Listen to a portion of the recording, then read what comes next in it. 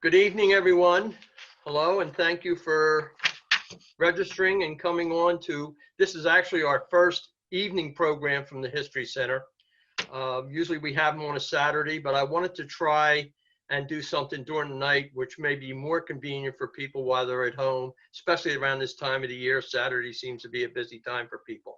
So again, my name is Bill Mengel, and I'm coming to you from the Avalon History Center at 215 39th Street. We're between Ocean and Dune, right across from the tennis courts and the playground. I just have a couple things before we start our program tonight, which is Upper Township and its 10 villages. This is part 2 with Bob Holden. Bob Holden is an author of the book Upper Township and its 10 villages. He's been in, has lived in this area for over 30 years. He was a teacher at Ocean City High School. So Middle school. Bob has a good firm background here in the community. So, and he's an expert on Upper Township, and he's got some great slides. If you had the opportunity to be on for the first one, it was excellent. We had a great reception from that, and so hopefully tonight will be just as good.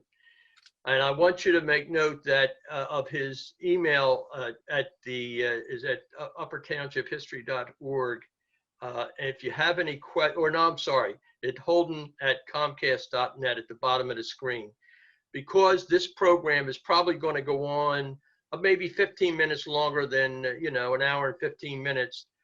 So you can email him your questions if you have to. Unless you want to put them in, there's a Q&A session at the bottom there. We can try and get to it, but the program will be going on a little longer than usual. So thank you for that. I just have a couple things to mention, and one of them has to do with the History Center. We have on our website, Share Your Story for COVID-19. And what this is a questionnaire type of survey that we'd like to know just what everybody is doing, how you're handling COVID-19. We're in an unprecedented time, an extraordinary time with what's going on with this pandemic. And we would like to store and get information from people and just what they're doing, how they're handling it. What are you doing? Are you staying closed in all the time? Are you doing it? Just anything. There's about 10 questions that we ask. And if you could go onto our website, avalonhistorycenter.org, and you'll see that on there, and you click on that, and we really would appreciate it.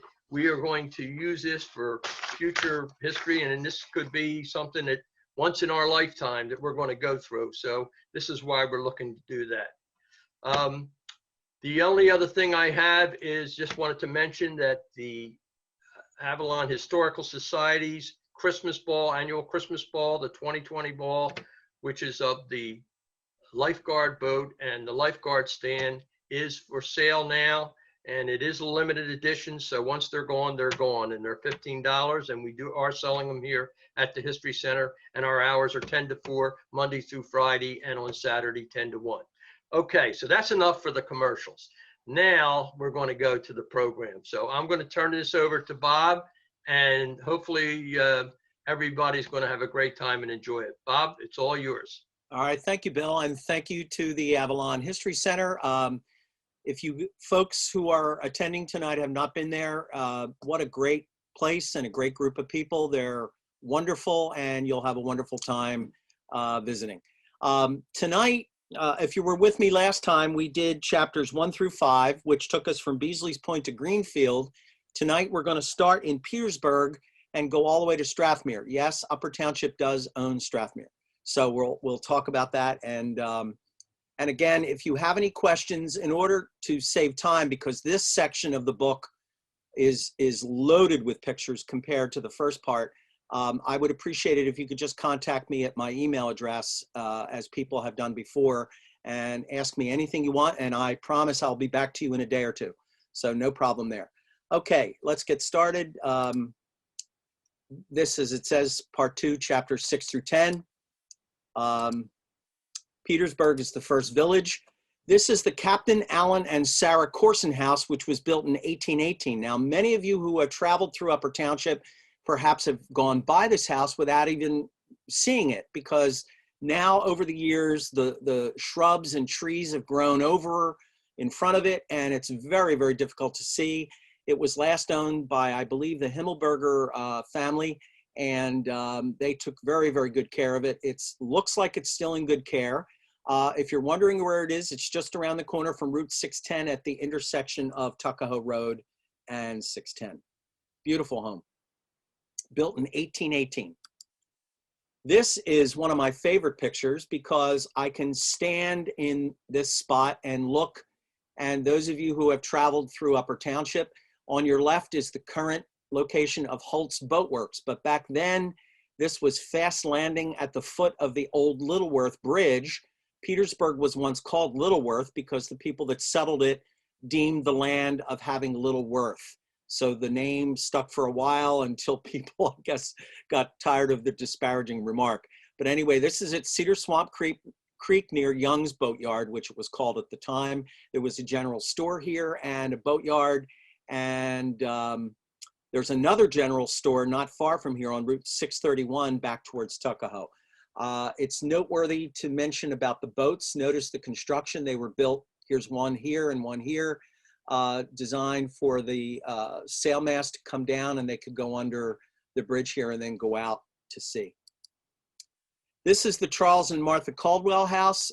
This picture, we did not have a photograph of this. This is obviously an updated picture. This is from Joan Berkey's wonderful book, 80 Historic Towns of Upper Township.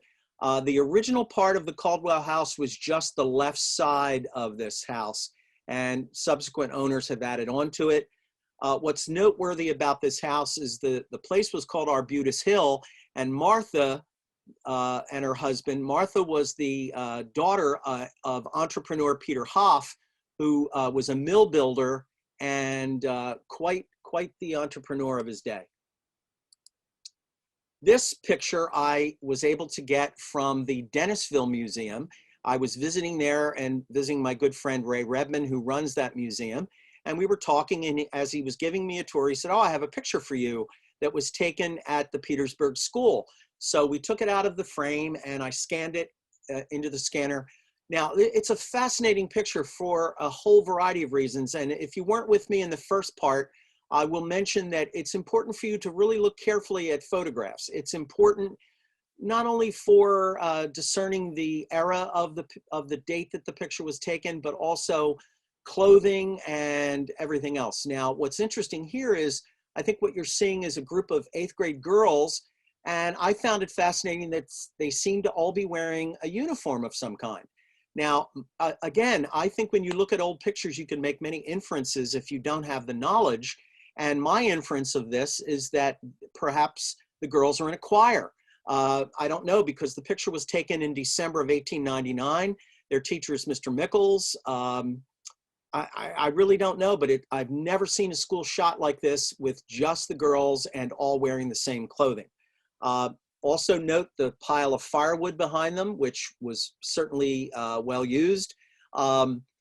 Back before, I don't know whether in this time period, but certainly in the earlier days of schools, which were not public schools, parents paid their tuition for their children frequently in firewood. So I just thought that was interesting to note. This is Harry Butler, who is the uncle of one of our local residents, Grace Garrity.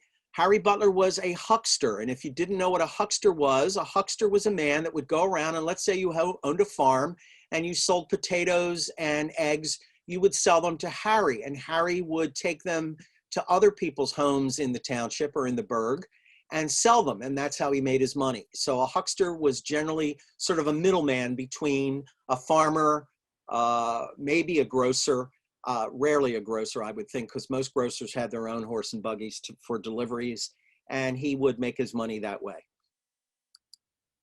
This is an airplane spotting station in Petersburg during World War II, and one of Grace's relatives manned this station. If you want to know where this is located, if you're over by where 610 crosses Route 50, There are some homes currently being built there. This is in that area right there. And this was an airplane spotting station. They were quite numerous at this time. In cities, excuse me, they were on top of buildings. Out in the country, they were in the most open place they could find. Did anyone spot airplanes from another power, Japanese or German? I doubt it. But they certainly had their identification book. This is a fascinating picture. If you're familiar with Petersburg, this is a 1910 photo of a woman walking her baby along the dirt sidewalk of the Petersburg Woodbine Road, currently 610, looking east around the corner from the Petersburg Church. The Petersburg Church, if from your view, is to the left around the corner, and this is looking east towards Route 50. Fascinating picture. Whoops.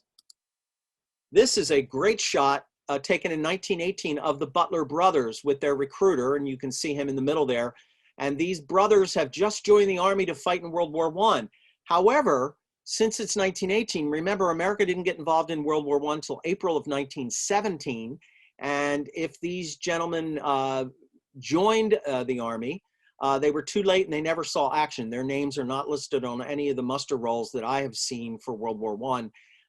You can see that some of the men are celebrating with cigars that were no doubt distributed by the recruiter. This is where you saw that woman walking her baby along the dirt sidewalk. This is taken from the intersection of 610 and Route 50. And many of you who have traveled over here have passed this low one-story building, which was once Peter Corson's General Store on the corner of Woodbine, Petersburg Road and Route 50. It's amazing the building is still there today. I remember when I first moved over here and I drove along this road, I couldn't believe how close the building is to the road. Today, the road is right up against the front door of this home, but back then, as you can see, the expanses were much wider of the streets. This is a very busy, treacherous intersection, especially if you're traveling in this direction from Tuckahoe. I put this in for several reasons.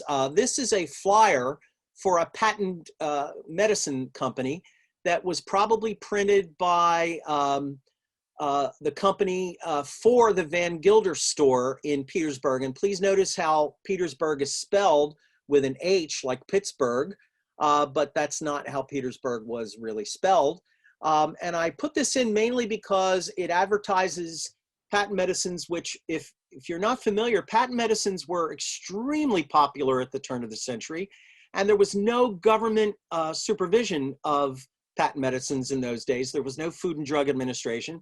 So these companies could put in pretty much anything they wanted. And the principal ingredient in those days was alcohol. I'm sorry that the caption's cut off. I thought I brought it up enough, but I didn't want to obscure the flyer. We have this flyer in our collection, so I scanned it on the outside chance that the publisher would accept it, and they did, which I was thrilled about, because I think it's important for people to know that so many general stores in our region over here and everywhere in America for that matter sold a full line of goods, and especially a lot of patent medicines in little tiny glass bottles, which you have seen certainly in antique stores. This is the Petersburg Methodist Church built in 1853. This picture more than likely is much later, based on the bicycle leaning against the cedar tree. This cedar tree is still there. It's much, much larger, of course. I'm gathering that maybe this picture was taken in the 20s, although we don't have any authentication of that. I love school pictures, having been a retired teacher. This is the Petersburg School in 1913, and I want you to pay close attention to the clothing that the students are wearing, because this is 1913. Notice that virtually every young little boy has a cap. The girls are in obviously their best clothes because it's picture day. They did not take individual pictures in those days. It was too expensive. So they took class pictures, and people were able to get a print of the class picture. The teacher standing at the back center, it looks very serious, as teachers had to be in a one-room schoolhouse, because you have to figure, look back here, you have 8th graders that look like high school students, and down here you have 1st and 2nd graders. So teachers really earned their money in those days. Not that they don't now. Here's a 1915 picture of the Petersburg School. Notice it's a much smaller class. The 8th graders have moved on. I never have taken the time to compare to see how many of these students are in the other picture. There's so many things to do when you're looking at pictures. But I will point out, you'll notice that no one fixed the shutters on the windows. They're still broken. But you'll notice also that many school pictures were taken outside in the sunlight where they could get the best view of the students.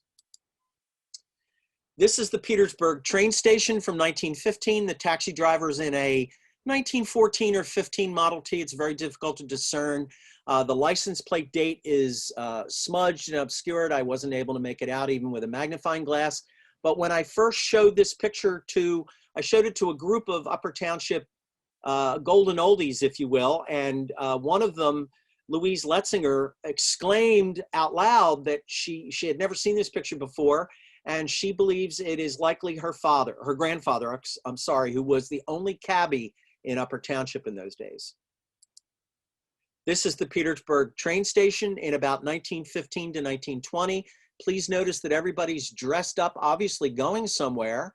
It could be Easter, it could be summer, who knows? Look at the boy in the white suit with his knickers and knee socks. It's a great shot of the station.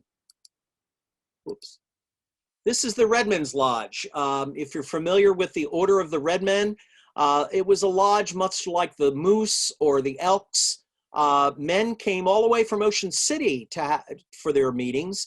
The Upper Township Historical Society is in possession of their ledger books, and we've just begun to dig into those to see, for example, what dues were a month or weekly or whatever.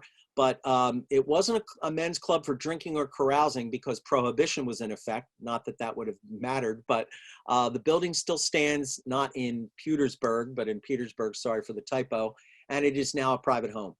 It's nice that it's still there. If you've gone down Route 50, perhaps you have passed Dave's Auto Repair. Well, at one time it was Amy Barrett and his wife's Sinclair station, and there's Amy in the front. I've been told that he had French roots, hence his name, Amy. And there's his wife back there. And I want to point out the price of gasoline, $21.8. I find it fascinating because I learned to drive in the early 60s, and I can remember gas being 25 cents a gallon. So gasoline prices did not rise appreciably during that time period. So this is about the 1920s or 30s, and gas had not gone up. But you can see back here, there's a 7-Up sign and a Coca-Cola sign. This is a home that still stands. It's at the very end of the old Tuckahoe Road, which most people don't even drive anymore. It's the home of longtime Upper Township teacher Lucy Regine, and she taught many, many older adults who are still alive and living in Upper Township. She taught for over 60 years. I've been told she was not very popular. I don't know exactly the reasons why. I heard she was very stern. And after she retired, she became the school district truant officer, which probably increased her likelihood of notoriety. This is one of my favorite school class pictures. It's the Petersburg School class of 1900. I didn't put these pictures in chronologically, perhaps I should have, but I want to point out, notice some of the children hiding their eyes from the sun. They're standing out in the sun for the exposure of this picture. And, but I want to point out especially the boy in the front row, second from right. He appears to me, at least as a former teacher, to be a special needs boy. And I want to point out that he has no shoes. It's really kind of heartbreaking. He's the only boy in any school picture I've ever seen without shoes. And he was probably told to keep still for the picture, but as you can see, he moved and slightly blurred his face. But this is a fascinating picture. I don't see a teacher unless this woman back here is the teacher, but it could be one of the 8th grade girls. I really don't know. And there's no attribution on the back of the photograph other than to say Petersburg School class 1900. This is the Butler House along Route 50. This home is still standing, although it's in pretty bad shape. The carriage house behind the home was just demolished because it was ready to collapse. but Grace Butler lived in this house, Grace Garrity Butler, or Grace Butler Garrity, excuse me. And this is her mother and father with her out front selling their produce. They had a farm and a cow and a horse and some goats and a fairly decent, this is probably the corner, not probably, it's the corner of Perry Road. So if you're wondering where this home is located, you'll see it. It's, I think, currently covered with gray vinyl. Now we're going into Tuckahoe. I'm sorry, I went too fast there. I want to point out that Tuckahoe, almost all the regular older residents of Tuckahoe know it as Williamsburg. That's what it was called. And they're very leery of anyone who doesn't know that, because if anyone grew up in the area, they always call it Williamsburg. And this also encompassed, excuse me, the village of Middletown, which is where we're going to start, which is a mile or two outside of the town limits. This is the Bailey House in Middletown. This home still stands. It's basically kind of a mustard color. One of our beloved Historical Society board members, Jerry Bailey, was born here.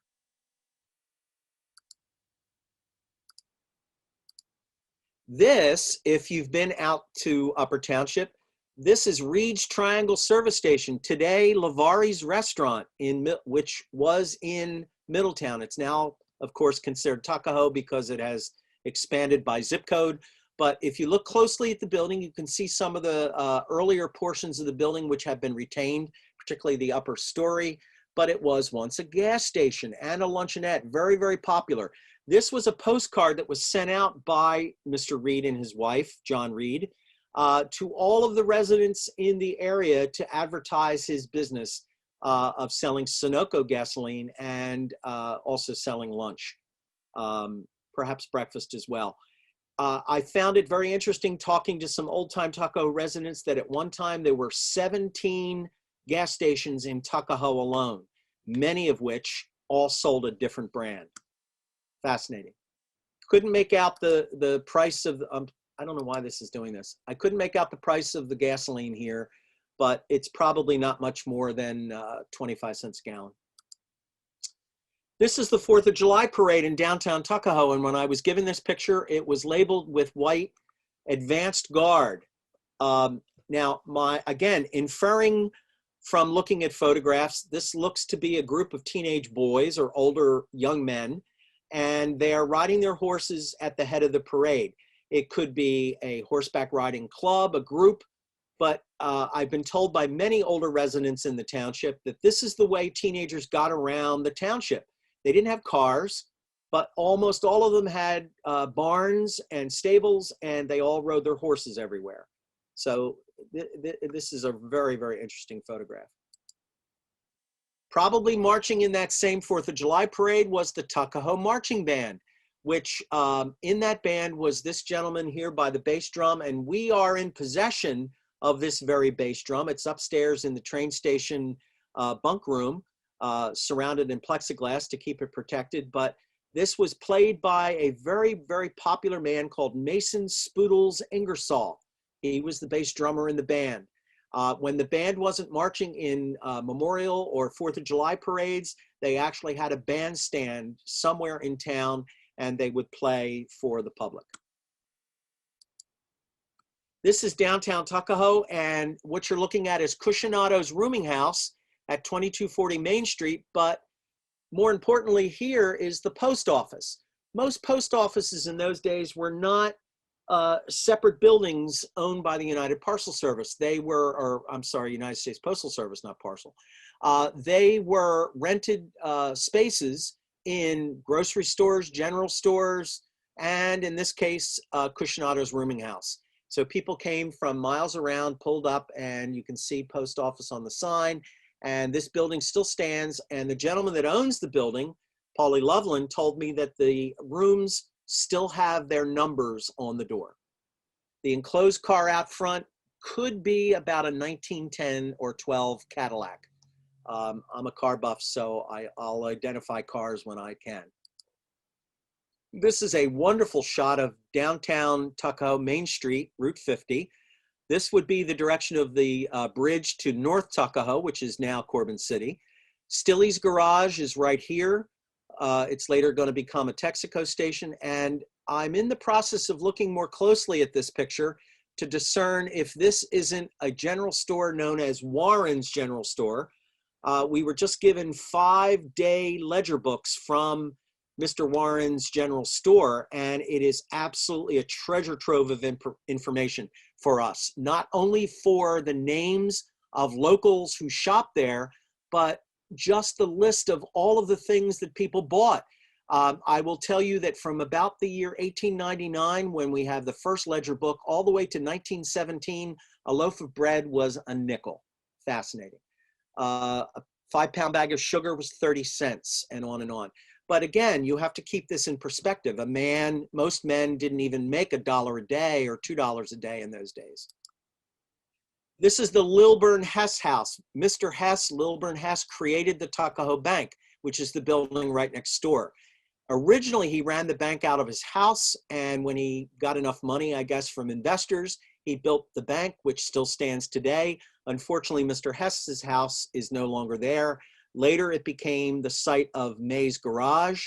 If you know Joe and Mary May, Joe's father owned the it was a repair garage there, but now it's an empty lot. And this is a postcard of the bank, colorized in 1910. Fascinating story. I won't go into all the details, but this bank was robbed in 1925, and the bank manager, Edwin Tomlin, was murdered by the bank robbers, who were later apprehended, not only by the state police, but also by a posse of locals who chased them down in their car and ran them off the road. To this day, we still have the interior clock that was hit by a stray bullet from one of the robbers, and we also have the radiator and cowl of the getaway car, which is a treasured possession. By the way, we also have the original state police note that returned the money to the bank. I think it was somewhere in the vicinity of $7,000 that was stolen. That was a lot of money in those days, and it's a receipt for the return of the money from the police. This is the interior of the bank. All mahogany and brass, and you can see Tuckahoe National Bank down here carved into the wood. Beautiful, beautiful interior for a rural bank. I've been told that they had separate windows for deposits and withdrawals, and I've also been told that someone in the township still has ownership of large portions of the interior of this building. This is the Davis's Light Lunch and Candy Kitchen building, which was in downtown Tuckahoe. I think this may have been destroyed in the fire of the 1930s, but this is across from Stillys Garage. The building is no longer there. Oops. And there is Stillys Garage. This is a wonderful picture on so many levels, not only for the cars, but also for the advertisement on the panel on the outside of the building. Notice that it's just not a garage for getting gasoline and getting your car fixed, but he also sold well points, pipe fittings, pumps. People have asked me, what is Prestolite? Back in the early days before batteries illuminated cars inside and out for their headlights, you had to have a Prestolite gas can on the side of the running board. I don't see any of the cars, it's probably on the opposite side. You had to light your headlights with a match before you started off on your journey at night. And that's what Prestolite was. It wasn't particularly dangerous, but it still was an inconvenience. This is the home and store of prominent businessman Hope Gandy. Now, when I first started doing all of this research and I saw the name Hope Gandy listed, I originally thought Hope was a woman. Nope, Hope is a man, and I don't know his wife's name, but this is a picture taken in 1905. The little sundry store, and I think she sold fabric and needles and thread and whatnot, is on the right-hand side, and later this became the Bell Telephone Switchboard office. And you'll see in the next picture, this is the interior of that space, and Grace Garrity, who gave me these pictures, that is her by the arrow, standing there with her headset on. And this is interesting because this is the last night, the final night of the Bell Telephone Switchboard operators on duty. From the next day forward, there was dial tone when you picked up the phone and dialed the number yourself. It was must have been quite a moving evening for everybody. This is the original Tuckahoe Firehouse in a converted barn on Main Street. It is in the exact same location as the new station. You'll notice that the building here, which was the Presbyterian Church, is now the Daughters of America building right next door. And if I'm not mistaken, I think the firehouse also now owns this property. But you'll see the next iteration of the fire department after this barn became obsolete. They needed more space for more trucks. And these appear to be either Chevy or GMC era trucks from the 1940s, built on the exact same spot. The church is out of view, but it would be over here on the right-hand side. This is on Main Street, Route 50 in Tuckahoe. This is the Hegelgan Store in Tuckahoe, not the original only grocery store in town, but this was a store where gentlemen could go and buy cigars in particular. And I want to mention that cigarettes were not yet popular in America. World War I made cigarettes the rage, as I say in the caption here, because they were easily included in soldiers' rations at the front. And cigarette companies, I believe, later made huge profits by getting men hooked when they were in the army, and when they came home, they wanted cigarettes, and so cigarettes took off. Cigars back in those days, though, were all the rage. That's what men smoked. It was either that or a pipe. And you can see on the outside of the Hegelgan Store, every single poster or sign outside is for a brand of cigars. This is a later iteration of the Hegelgan Store. They expanded it. I'm not exactly sure when. We don't have a record of that, but I'm guessing in the late 20s, early 30s. This is probably a picture taken in 1934 to 36. And the building was not only added on to expand the store, but it also became a dance hall and movie theater. Actually, I should correct myself and say that it was a dance hall in the 19-teens and 20s, because the men that worked at the Bethlehem Steel munitions plant in Atlantic County would drive across the bridge and come here on the weekends for dances. When the bike shop, which is there now, Tuckahoe Bike owns the building now, bought the building, they found a very poorly maintained piano in the back, which backed up the notion that it was a dance hall. Also the fact that it was also made into a movie house. Here was the projection booth for the movie house, and the piano probably played during the silent movies. This is the Tuckahoe Cheesecake Factory in downtown Tuckahoe on Route 50, but it's a different perspective than you're used to seeing. The homes that are to the left of this building are no longer there. If you continue down further, the Sturdy Bank is there on the corner of Schoolhouse Lane. This is the first elementary school in Tuckahoe, or actually even in Upper Township. This was the old Tuckahoe Elementary School known as the Tuckahoe Academy, and it was built in 1861. It housed grades 1 through 3 on the bottom and 4, 5, and 6 on the top. And you can see there is a common chimney for both floors, and there was a wood-burning stove upstairs and a wood-burning stove downstairs. For the longest time, no one on the board, and I'm not a longtime resident of the township, so I had no idea, people could not really exactly note where this building was located. When I first saw this picture, my first guess was that this door faced Route 50, but I was corrected by longtime residents who said, no, no, no. The entrance to the building faced a little alley that was perpendicular to Route 50 across from the bike shop. So, but we still didn't know the exact placement of the building. And I think that's important because I would love to go over the property with a metal detector, because I'm sure we'll find something, even something perhaps as insignificant as a penknife. But the place to dig is where the privy was. And I doubt seriously, this was probably just a wood storage shed. They would never put the privy so close to the front door. Privies were generally in the back, away from the building because of the smell, and frequently lilacs were planted around the privies to dissipate the odor. This is a great shot of kids at this school, and this picture was taken in May of 1933. and look very closely at the difference in the children's dress and just their hairstyles. And also they seem to be more sophisticated perhaps than the children in the 1915 or 1910 school pictures. But again, this is a wonderful shot. There's a boy with a scout cap on, Cub Scout cap on. There's a little girl here who's probably not more than first grade, all the way up to 7th and 8th graders. Even though it says 4th and 5th grades, they probably brought the junior high school kids over for the picture. This is a shot taken of the 1919 graduating class of Tuckahoe High School. Now, we had no record of this picture until a man who had read my stories in the Gazette back in 2017 contacted me and said that he had this picture. And he sent it to me from Florida, where he is now living. And this is his mother right here in that graduating class. And I was overjoyed to get this picture, not only for the look of the students in the picture, but also for the building. This building still is there.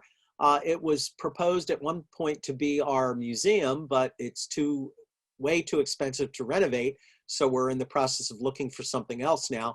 But here's the major thing about this picture. When the picture was delivered to me, I went over it with a fine-tooth comb, and lo and behold, look back here over on the left-hand side, there is the Tuckahoe Academy. And that places it right in adjacent to the high school, and which later became the junior high school. When Ocean City High School opened up, this became 7th and 8th grade. So it all falls into place, it all makes sense, and now we know exactly where the building was located. I was overjoyed. This is a great shot. You know, we're so concerned now about seat belts and safety and padded seats. And, you know, when I went to school, we didn't have seat belts, but we had padded seats. But look at these high school students sitting precariously on the back of this school bus. It's just amazing to me. You know, we weren't such a litigious society in those days. So if somebody fell off, well, you should have held on. I'm sure that was the cry. But anyway, fascinating photograph taken in front of Ocean City High School in the early 20s. Ocean City High School, if you're familiar, didn't open until, Bill earlier said that I taught at Ocean City High School. I did not. I taught at the middle school, junior, 4th grade through 8th grade. But when Ocean City High School opened in the mid-20s, as I said before, this building, rather than being raised, was converted to a junior high, 7th and 8th grade. This is a picture taken behind the building of the 1946 class. And I got this picture mainly because of Grace Garrity again. And here is Grace in that 1946 graduating class picture.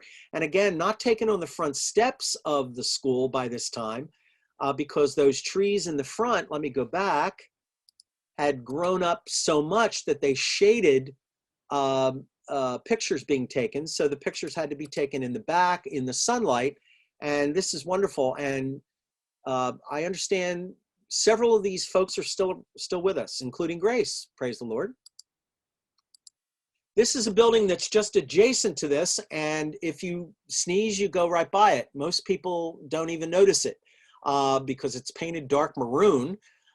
This was a building built in 1926 to house grades 5 and 6 because they now had the building for 7th and 8th, and they needed a place to put the 5th and 6th graders. So they built this 2-room school. It had a common lobby area, and 5th grade on one side, 6th grade on the other. You can see that these were once windows here.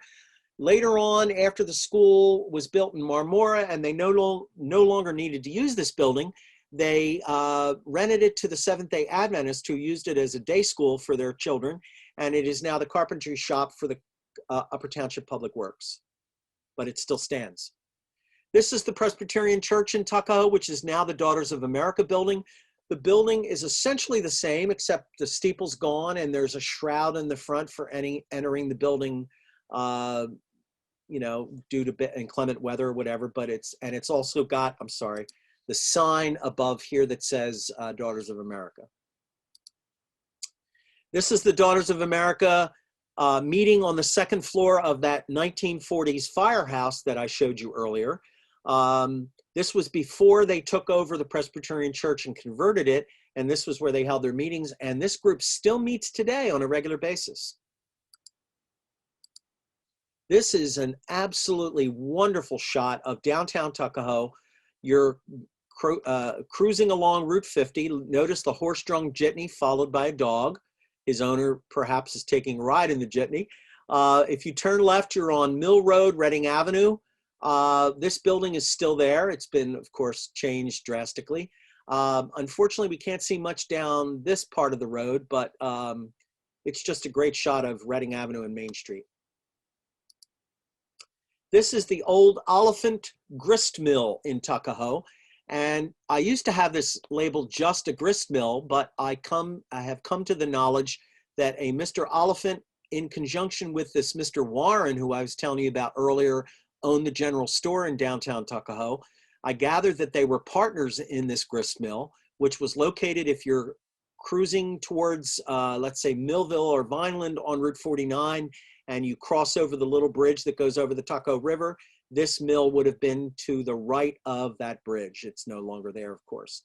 And one of the girls sitting here on the plank is Margaret Folger, a longtime resident of Marshallville. This is the Tuckahoe train station in about 1910. And I want to point out, if you've been here before for either the Santa Express train rides or just to visit, this is one of the 3 buildings that the Historical Society of Upper Township, we run it. The township owns the building. The train company owns the land. But what's interesting is the sign that hangs here at this point. It's called Tuckahoe Junction. The sign that hangs here now is just Tuckahoe. Back in 1910, this was a very, very busy train junction for the Pennsylvania and Reading Railroads. And here is steam engine number 10, stopped in Tuckahoe. Notice the number of men running just this 2-car train. You know, you've got the conductor, the engineer, the fireman, and the conductors in the train cars. This is the Tuckahoe Railroad Station pump house, no longer there, but there are 3 of its workers proudly standing by the building. This would be on the opposite side of the tracks from the train station. This is a lovely view of Mill Road, Reading Avenue in Tuckahoe, looking east toward the downtown Tuckahoe. The Greiner family, the Robinson family, Dare Robinson, who built a house on this road, I believe it's one of these here, was a veteran of Pearl Harbor. And when he came home, he built his own home. And the Riggins family all live along this road. This is Cleaver Diamonds Canning Factory, a picture taken in 1900. And again, you can make inferences. If you look very closely at the picture, some things can wind up being invisible, but here you see a person standing out front. It could be Cleaver. I don't know what Cleaver looks like. It could be one of his workers, but some farmers have just dropped off dozens and dozens of bushels of tomatoes. And this was a canning factory for a long, long time. And then it became other things as time went by. And judging by this 2-horse team, and it looks as if somebody's standing on the back of a wagon, a delivery was just made. And the title of the picture, written by someone else, was Busy Day at the Diamant Factory. This is that same factory, not the way it looks today, but the way it looked in the 50s, 60s, and 70s. It's the factory was bought by the DeSantis family, and it became a feed store. Before that, even, it was occupied, not owned, but occupied by a man named Dr. Price, who was credited with inventing Maylocks. And also John Yank once used the building for his boat building business. I don't know what he did there, whether he built boats and then rolled them out on trailers, I don't know. But this building is now the Everly, an antique shop and wedding events building, and it's beautifully restored. The antique business is up front here where this rolling door is, and the entrance to their business is back here. It's a lovely building. I'm glad they preserved it. This is an interesting, Barb Horan, a member of our board and an ardent historian and genealogist. She found this, and it is an ad from the 1910 Philadelphia Inquirer, an advertisement for the sale of picturesque lots in Tuckahoe without cost to you. How amazing. Free lots. I'll bet if you read the fine print, you'd find out that it's certainly a certain amount of money. But it's amazing how things happen when people see things and they contact us that they have things to share or want to donate to the society. Bob Garrett, an attorney in Ocean City, has and donated to us a large map of Tuckahoe with all of these lots enumerated and laid out. It's really amazing. This is the A&P grocery store on Main Street. This building is still there. It's the current building where Fox Builders is located. This is that luncheonette that I showed you earlier. And this was formerly a Grange Hall. And I want in particular you to note the prices. Notice Marvel bread, 3 loaves for 25 cents. Where can you buy 3 loaves of anything for 25 cents? But you will notice from what I told you before that since this is the 1930s, as evidenced by the Ford parked here, that inflation knocked up the price to a little over 8 cents a loaf. This is a view of downtown Tuckahoe, and there is the A&P in that former Grange Hall. And as I say, that building is still there. This building still exists. The bank over here still exists. Unfortunately, several of these other homes and buildings are not there anymore.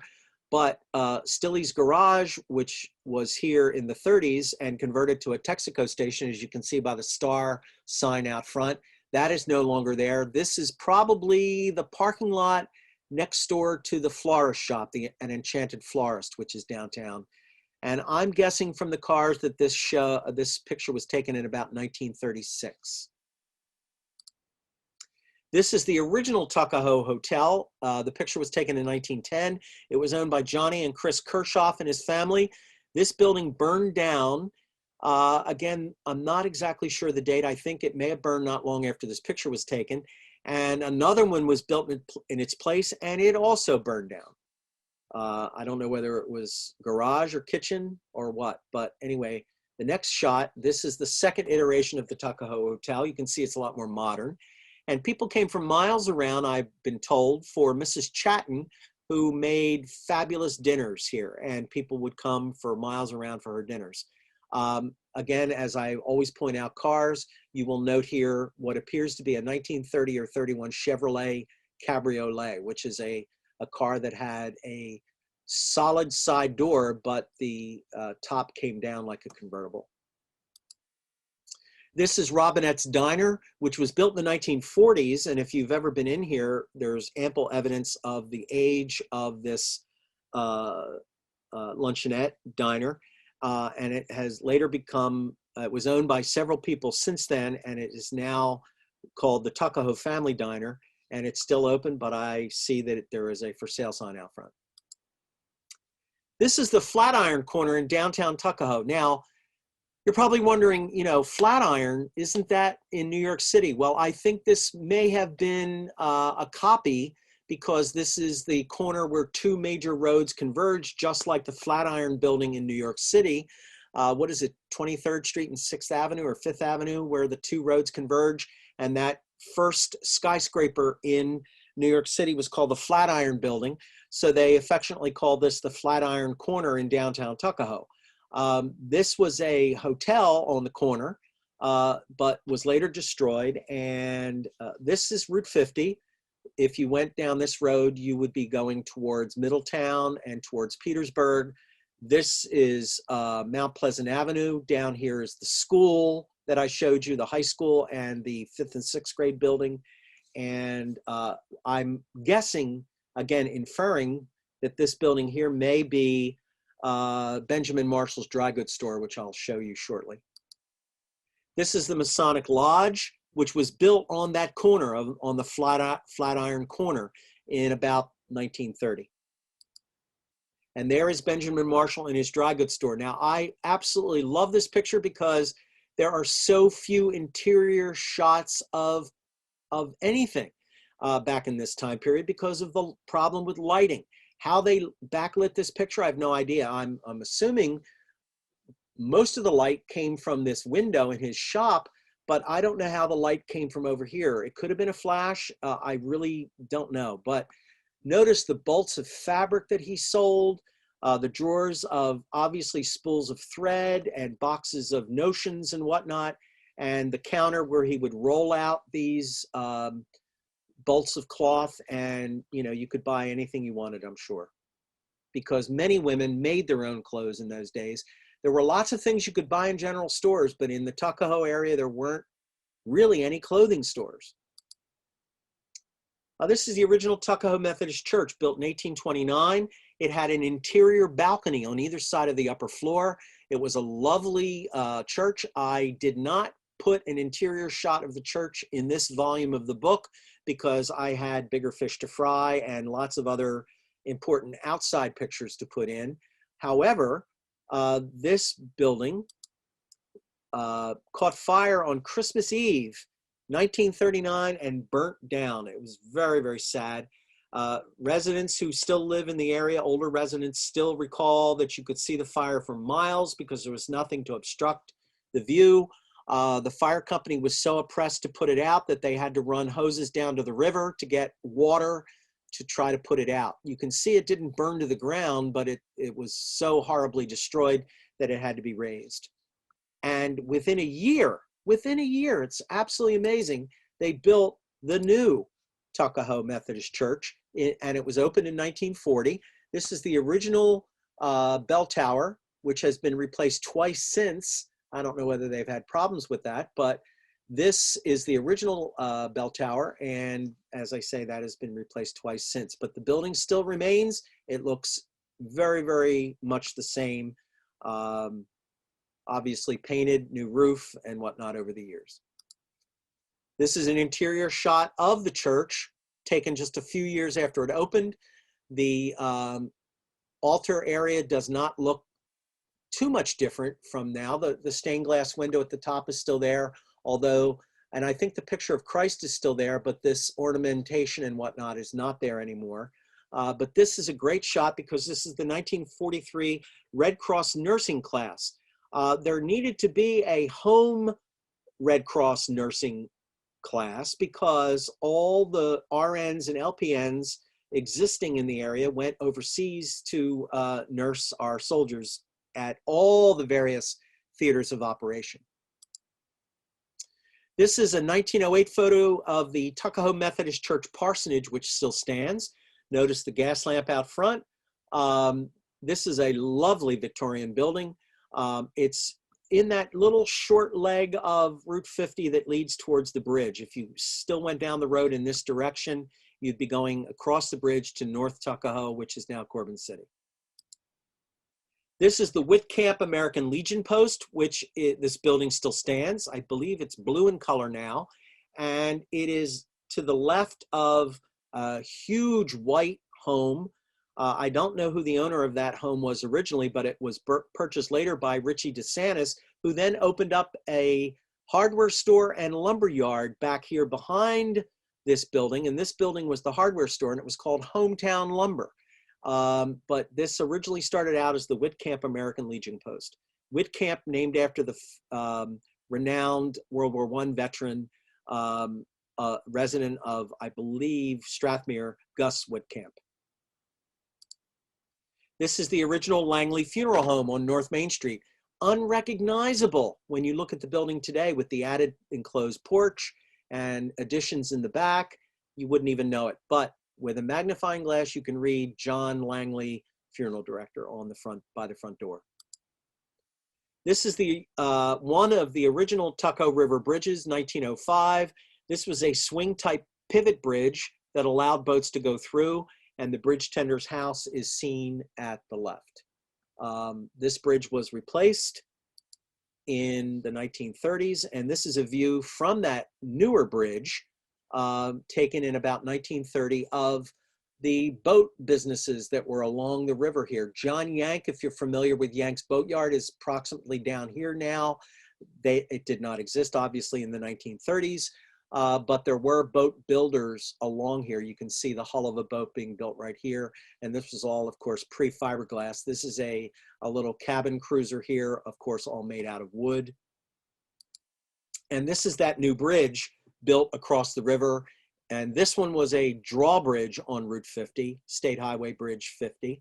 And the crossing took you from South Tuckahoe, which all the residents called Williamsburg, to North Tuckahoe, which was Corbin City. And this bridge lasted into the 21st century and was recently replaced by another new bridge. And this whole area has been completely re-landscaped. This is an interesting, again, another interesting, whenever you can get interior shots, you try to get them, especially when there's people you can view. This is Dr. Randolph Marshall, Jr., pharmacist, and his brother, Dr. Joseph Marshall, reading the newspaper. And they're in Randolph's Pharmacy on Main Street, which still stands today. I have an exterior picture of this building, but I've included it in the Marshallville section because of the two brothers. This is one of the original Etna glass furnaces along the Tuckahoe River, the northern part of the Tuckahoe River, not towards the more residential areas. There's nothing left of these furnaces except some residents have told me there's some errant hunks of glass slag that can be picked up. Please notice the woman standing here next to it, and you can see the size for scale. This picture was taken in 1898. I love this picture. This is a 1910 photo of the North Tuckahoe School before the town became Corbin City. The teacher is Rodney Van Gilder, and someone I know very well has many of Rodney's books, and I think maybe even his class register, and I'm hoping one day they will be made a gift of the Historical Society. So hopefully one day, if we ever have a museum, we can put these things on display. But look at this charming picture of school kids from first grade all the way to maybe eighth grade, who knows. But again, you'll notice I say first grade. Kindergarten was not an option in those days, or preschool for that matter. Now we are in Marshallville, and this is the building, even though I put it in here because of the Marshall Brothers, but this building is on Main Street in Tuckahoe. Perhaps many of you have seen it. I believe it's a surfboard store now, but for a while it was a gift shop. The florist shop is over here on the left-hand side. This is where Stillys Garage was once located, but this was the Marshall Pharmacy. Now in Marshallville, this is the Andrew Steelman House, and let me just make mention of the fact that when I first looked at this picture, I really don't know much at all about Andrew Steelman, but when we were given the daybook ledgers of the Warren General Store, Mr. Steelman's name is in that book very, very frequently, which leads you to believe, and again to infer from the record, that he had a large family because he was in buying food all the time. His name is repeated in the ledger book day after day. This is the John and Ann Stilley house. These were the folks that owned the garage in downtown Tuckahoe, so of course they were well off. This is Dr. Randolph Marshall Sr.'s house, built in 1834. This is the Marshallville Bridge. There is some semblance of a bridge across the river there now, but I would not even think to walk across it. There's pieces of indoor plywood laid down across what girders are left. It's very tenuous. I wouldn't, but I think the residents of Marshallville are kind of happy that it's gone because it has cut down on road traffic. But this is fascinating. This was the original covered bridge built in 1841, now gone. This is Randall and Mary Marshall's house, which was built in 1820 through 1840. The house is now owned by Ed Bixby Jr. If you know Ed Bixby and his father both own the Stillmantown Green Cemetery, which is out in my neck of the woods in Stillmantown. At one point, there was a huge wraparound porch, as you can see from the coloration of the brick, around the outside of the building, but that was later removed. It must have been lovely. It still is now. I've been given a tour of the inside of the house. It's absolutely beautiful. And these French doors would open up onto the porch. It's lovely. This picture, when you first look at it, you think, okay, it's a girl and her father. No, it turns out it's Margaret Folger, the girl that was sitting on the plank of that mill in the previous picture. This was her when she was younger, and she's with her uncle, Edgar Shepherd. But what really got my juices flowing about this picture was the fact that in the background is the Marshallville Company store. You know, Marshallville was a glass making, almost like Wharton Forest and or Batstow Village, and also Cold Spring Village, where the men all worked in the glass factory in this village, and they bought everything perhaps at the company store, which more than likely was purchased in script. This is the Marshallville School shown in the distance along Marshallville Road.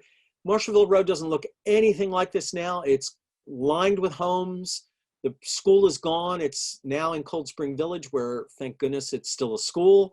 It's not been converted into something else. And I'll talk about that again shortly.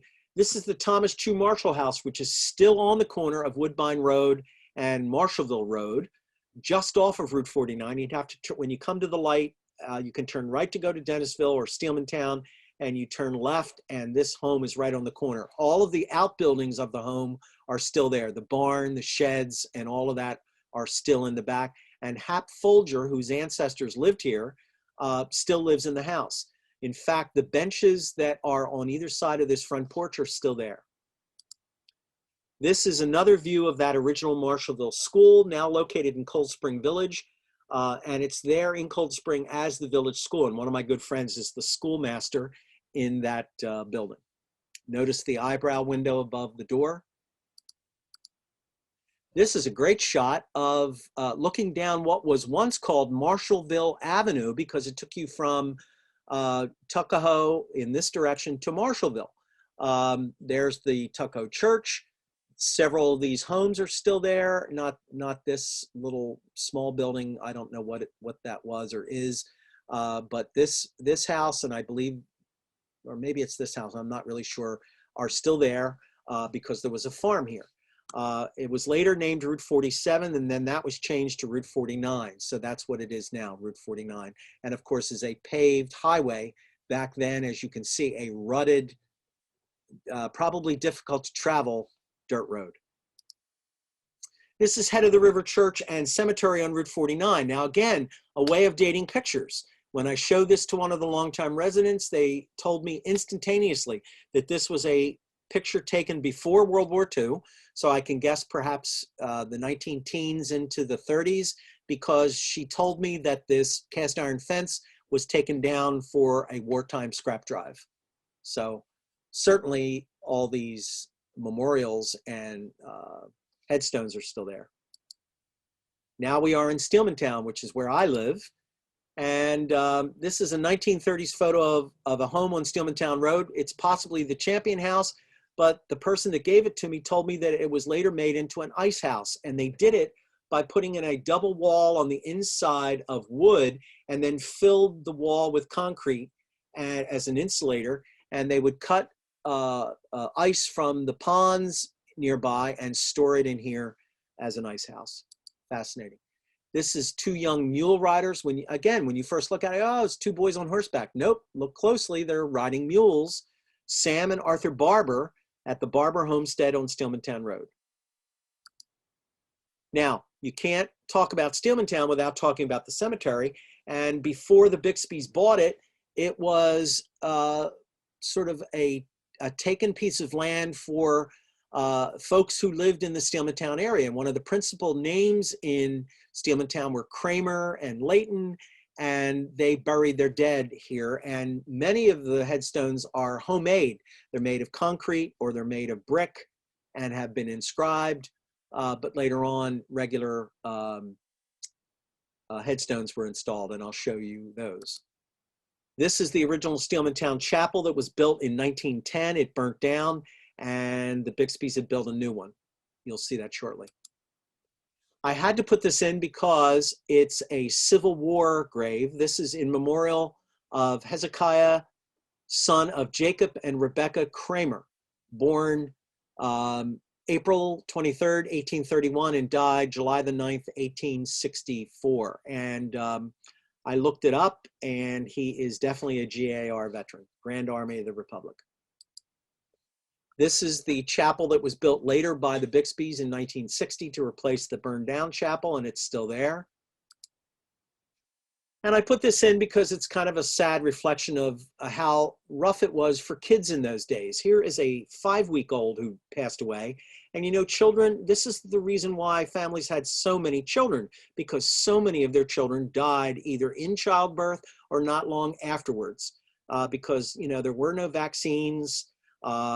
People caught dysentery, tuberculosis, and died pretty rampantly of those things. And I just thought this was kind of poignant to put in. Now we are in Strathmere. Strathmere was purchased from Sea Isle City, much like parts of Steelmantown were. In fact, on my deed in Steelmantown, it says at the bottom of the deed that my land was, or my piece of land was once part of a community called Woodbine Heights, which was purchased by Upper Township from Woodbine in 1908. Of course, my home was not built in that time period, but the land was, and it was slated for development. That never happened, although on my deed, you can see that there was a road planned for behind my home between the houses that are behind me, and they did have big plans, but they never came to fruition. This is an aerial view of the Strathmere bulkhead across the Corson's Inlet, and it's probably taken from an airplane. This view is still can be seen today when you cross the bridge, but my goodness, I don't think there's an open piece of land anywhere here now. And the land is extremely expensive, as are the homes. This is the Pennsylvania and Reading Seashore Line coming into Strathmere in about 1909 to 1912. And I want you to note the trainman perched on the plank on the side of the engine. My goodness, brave guy. I've been told subsequently by our, one of my fellow historians on the board, Barbara Horan, that she was telling me that if you've been to Sea Isle, that to Strathmere, that this is more than likely Swifty's, a restaurant, a seafood restaurant that's there now. It was there then and morphed into a speakeasy and then a very popular bar and restaurant through the 30s, 40s, and 50s. And it's still popular today, but very little is known of it. This is the Corson's Inlet train station after what I infer to be a pretty severe storm. Gus Whitcamp, the World War I veteran and landowner in Strathmere, he owned the Whitcamp Hotel, which you'll see shortly, is at right. And I want you to notice the damage. There are boards ripped off the wall of the building. The window here is smashed and the curtains are hanging out the window. So it must have been a tough storm, although it didn't affect the roof and the gingerbread trim. This is locomotive 6070 of the West Jersey line, which ran along Commonwealth Avenue in Strathmere. There are no train lines now through Strathmere, but there is Commonwealth Avenue. This is the West Jersey Cottage and Annex taken in 1896. This was Gus Whitcamp's business, and this man made a small fortune because the trains came right into Strathmere, dropped the people off virtually at his front door. So he had business from New York, Philadelphia, North Jersey, and it was a huge rooming house called a cottage, but it really is a hotel. Fantastic shot. No longer there, of course. In fact, let me go back for a minute. I don't know how it lasted as long as it did with beachfront storms. I mean, the water in the inlet and bay is right out here. This is, those of you who have been to Strathmere and have gone to the Deauville Inn, this is the original Deauville Inn, which was called the Whalen Hotel. And many of the railroad workers who built the railway lines into these shore communities lived in the Whalen Hotel, which is probably the reason why it was built. And you can see summer visitors out on the porch. I frequently kayak across the inlet over here. And I'm amazed when you look at this small dock for just rowboats. There's not a motorboat in sight, nor a powerboat, nor a yacht. And the docks are huge compared to then. This is a 1909 photo postcard of New York City fishermen after a day's catch. And I can't help but wonder if they didn't run upstairs and get changed before the picture was taken, because I can't imagine this man out fishing with a stiff collar and tie And look at this man. He's obviously got on his dress shirt and his dress suspenders. I'm sure they showered or washed and changed before they came down to pose. And I'm not a fisherman, and I don't know what kind of fish they are, but somebody told me this might be a drum. I don't know. All I know is you probably can't beat it. This is the Coast Guard building, the life-saving station number 32 in Corson's Inlet. It was first on the Ocean City side. This is an 1899 view. The station was enlarged in 1924 after a devastating storm, and then it was moved across the inlet to Strathmere. I don't know how they did that in those days. Did they float it? I don't know. And it was then named Corson's Inlet Coast Guard Station number 128. And note some of the crewmen out front by the fence. And here is the life-saving boat. Wonderful picture. Now, we all know how built up Strathmere is today. In fact, there's a controversial hotel as we speak being planned for Commonwealth Avenue, which might shroud the view of some of the people that live down the side streets. I won't get into that. That's very political. But anyway, everybody who had money could come down here and speculate into buying up land and sell ocean and bayfront lots. And you could buy one, look, in this time period, this is about 1910 to 1920 for $150. Terms to suit. Amazing, absolutely amazing. This is a train that was labeled on the photograph, the Yellow Kid Train, 1900. And when I saw that yellow kid, it clicked in my mind because I used to teach advertising and propaganda to my gifted and talented students. And I remember clearly that there was a very, very popular comic strip in the New York Tribune and the New York World. Both papers shared the comic called The Yellow Kid. And you can Google it, look it up. And there was a character. He was a character who lived in an immigrant section of New York City. And it profiled his troubles and travails. And so because of the popularity of that character, they nicknamed this the Yellow Kid Train. And more than likely it was because it transported quite a few New York visitors, like those fishermen that were back on the porch back there. So I talked to a woman in Strathmere who provided me this picture. She had absolutely no idea about the Yellow Kid, and she was almost incredulous and almost didn't believe me when I was telling her, but I told her to look it up, and she did. And I am in fact correct that the Yellow Kid was a very, very popular, famous, it would be like naming a train today after a popular comic character, Captain Marvel or Wonder Woman or something like that. I don't know. But anyway, it is in fact the reason it was named the Yellow Kid Train. You know, we talk about safety today. Look at these people getting off this electric trolley in Strathmere. Obviously it's summertime. Notice, please, that men and women do not have short sleeve shirts. They roll up their sleeves. I've never seen an old photograph in the summertime taken of people with short sleeves at all. So it must have been oppressively warm for people. Look at these ladies with an umbrella over them to shield them from the sun. But look at this man just kind of casually strolling along the tracks. You can very easily trip along here, but again, people weren't litigious in those days, and nobody who tripped would call their attorney. Another ad, and I believe this is our last picture. Many of you who have been to Strathmere or could go to Strathmere, drive down any of the side streets and you will see some of these homes. They still exist. These were homes built by E.M. Fenton, whose business was in Philadelphia, but he was a speculator. And he had an owner's residence, a house and pier, and a two-family house, which you could obviously have an extended family or even rent out. So notice the line, genuine bargains in convenience, location, furnishings, construction, and price. Fascinating. And that is our trip through the other half of Upper Township. I am honored and privileged to be able to show you this tonight. I'm very, very happy you were able to join us.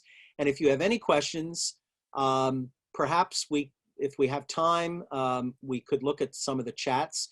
But if you have in the prior presentation, people just emailed me questions, and you can do that too if you'd like. That would work fine. And as I say, I'll be back to you in no time with answers. Thank you very much, Bill and the Avalon Museum. Yes, thanks. Thank you again, Bob. Fantastic pictures, unbelievable, and great explanation of all of them. Really, really enjoyed it. I hope everyone else out there enjoyed it too. As Bob said, I don't have any questions for you, Bob, right now, and perhaps most people are heeding to what you said. They can email you with any questions, but certainly a great program. Or they'll be watching it on YouTube. Absolutely, absolutely. Yeah, that's right. I just wanted to thank you. I just wanted to mention too, this program will be recorded and either be on to, tomorrow or the next day. And it will be, you go to the library to their YouTube link and the Avalon Library, and you'll be able to see this on YouTube. And it'll be up for about another 14 days. So again, I want to thank everybody. And this is our last program for the History Center for the year. Our next program will be in 2021 on January the 9th. And that is going to be, you want to put it on your calendar, Nicholas and Alexandria Romanov. And that'll be presented by Jerry McNeff. And that's on January the 9th. And that'll be at 1 p.m. in the afternoon, which is a Saturday. So again, thank you all. I do have, let me see here, Bob. Let me see if, okay, Bob, I do have one question for you. Mr. Holden, when did Williamsburg change its name officially to Tuckahoe? Well, that's an interesting question because Tuckahoe was never officially called Williamsburg. I should have probably made more clear that that was sort of the name that all the residents called it. And I believe the name William came from one of the postmasters. There was never an official change from Williamsburg to Tuckahoe or back. I mean, the only name change that was official was North Tuckahoe to Corbin City in the 1930s. So that's a good question. Good. Okay. Thank you. All right. So everyone, let me just take this opportunity to wish you all a happy, safe, and please, above all, healthy holiday season and a great new year. Thank you for coming into the Avalon History virtual program. Again, Bob, thank you. I want everybody to have a great night, and we'll stay tuned. Have a safe and lovely holiday, blessed holiday. Thank you. Thank you. Good night, everyone. Good night. Take care.